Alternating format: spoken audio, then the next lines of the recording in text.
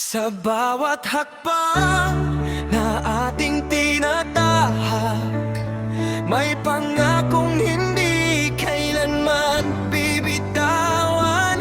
Ito ang kwento ng mga pusong lumalaban.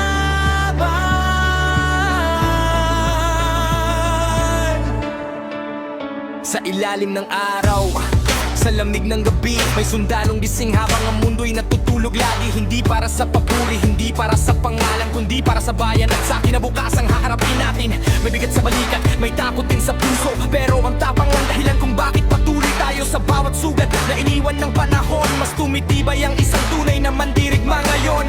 Kahit unos ang dumating sa aking harapan, hindi ako uurong, hindi ako apoy sa puso, tapang sa dugo, sigaw ng bayani, lakas ng sundalo. Sa bawat laban, sa bawat hamon, mananatiling matatag hanggang sa dulo. Apoy sa puso, tapang sa dugo, hindi matitinag ng anumang pagsubok. Habang may pangarap, habang may dahilan, ipaglalaban ko ang aking bayan.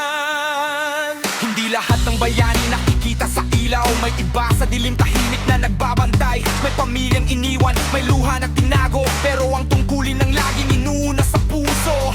Hindi bakal lang bumubuo sa isang sundalo, kundi ang tapang na galing sa puso. At kahit ilang beses subukan ng mundo, ang tunay na mandirigma ay hindi susuko.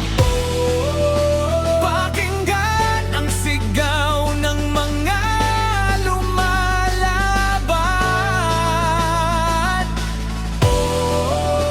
Para sa bayan, para sa kinabukasan,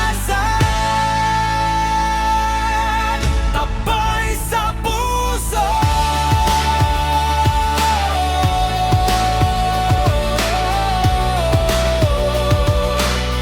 Ito ang awit ng mga bayani ng mundo.